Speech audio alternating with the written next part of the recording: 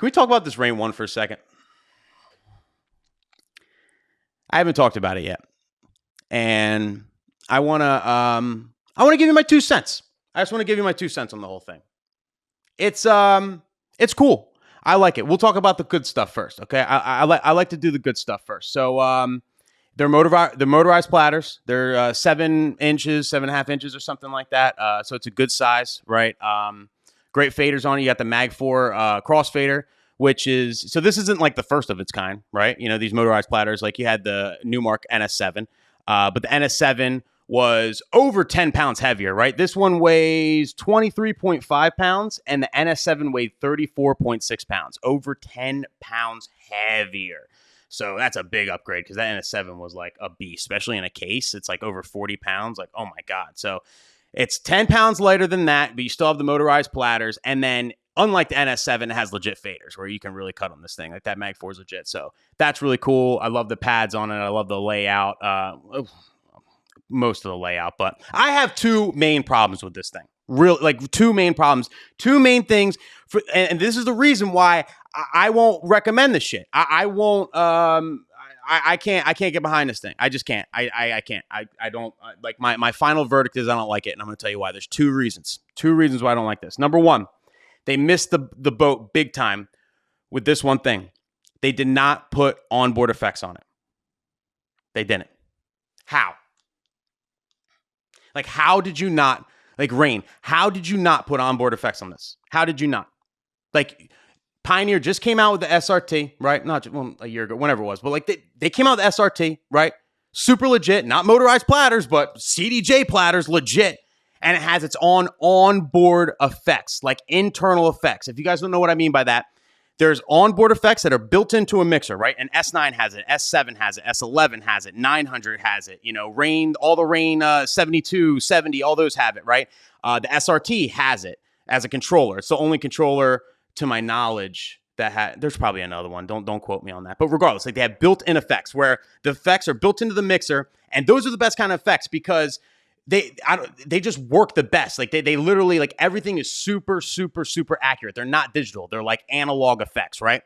Well, then there's Serato effects or virtual DJ effects, right? Where it's just a MIDI controlled effect. So you're using a effect on the DJ program, and essentially you're just using your controller as the MIDI for, you know, to turn on the effect. And that's it.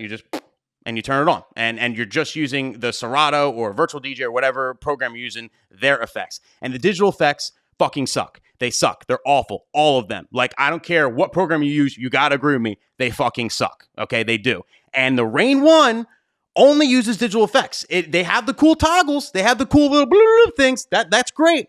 But they only use, it's only for the Serato effects. It's only for the virtual DJ effects.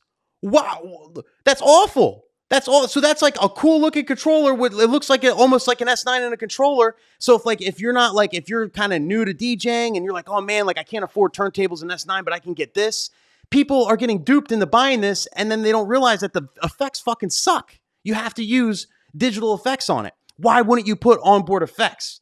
And I saw a comment like they said, you know, SRT should have had the toggles. That's true too, but it's also really good if you have the SRT to get familiar with how their effects work, because what they did with the SRT is they made the effects, like the button and the toggle and everything, like how to turn on the effects and how the effects work. The whole effects section of the SRT is exactly like the 900 Nexus, and the 900 Nexus mixer is the club standard. That's going to be in a lot of clubs. If you ever do any on stage stuff or club stuff or anything with like house stuff, the 900 is the standard. So if you're not familiar with how to use effects on a 900, the SRT is a great way to learn that because it's the exact same setup, you know. And I think that's, you know, that may be one of the reasons why they did it. I wish I had the toggles too. I like the toggles better, but as a DJ, I highly recommend you learn both ways. You know what I mean? So just keep that in mind. But back to the Rane One. Nope. Digital effects. I don't know if they save money that way. I mean, it's still $1,500 fucking dollars, but I would have rather them charge $2,000 and included everything. Just, this is the full Shanae controller. I mean, Pioneer did it and got away with it with the SZ. Remember when the SZ came out? Wasn't that shit like $2,000 or something like that? It was mad money. I think it was more than that. I think it was 22 or something. SZ was mad money. And they got away with it. They sold a ton of them. So why couldn't you have raised your price on the Rane One a little bit and then included real effects? You know, like real effects. Like that just makes this shit a toy to me. So that drives me nuts. The second thing that I can't stand about this Rane One, the second and last thing, right? There's two things. Why is it crooked? Why is it crooked? Can please someone tell me why it's crooked? Like, why? Why is this thing crooked? Do you see what I'm talking about? Do you see where I'm at right here? Right? Do you see where I'm at right here? Do you see how this turntable's like to like the right here? And then the other turntable, like, I can't point the right way. The other turntable over here is to the left. So it's not like symmetrical. Like the one platter is all the way to the left. The other platter is all the way to the left. So like the gap between one platter and the other platter on each side is off. Do you see that? Do you see how it's like off-centered? Why? Why would you do that? I mean, I guess because like if you look at the line, it's like a little mini mixer in the middle and then it's two identical players. But like, why would you do that? Why? Like if I put this thing into my furniture, right? I don't know how I would place it because like it would have to be dead center in the furniture. But if you're looking from like from the outside in, like if you're looking like from the front of the furniture, it's going to look like it's off center. It's going to look like it's hanging to the left. You know? See, there's a dick joke in there somewhere, but it's hanging to the left. Why? Why the fuck would they do that? Drives my OCD up a fucking wall. Why would you do that? It's bad enough you didn't give us real fucking effects. Like it's bad enough that you gave every fucking option except for real fucking effects.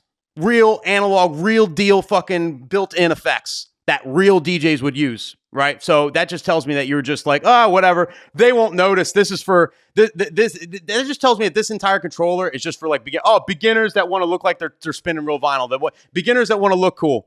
We're going to just market this for beginners that want to look cool because they won't notice about the fucking poop ass digital fucking Serato effects. They're not going to notice, right? They're not going to notice. This controller's for beginners. It's bad enough they did that. On top of that, the whole thing's crooked. Nobody's talking about how crooked this fucking thing is. It genuinely bothers me. I can't own it. I can't DJ on it. I'd be going cross-eyed the whole fucking time. I really would. I'd literally be going cross-eyed the entire time.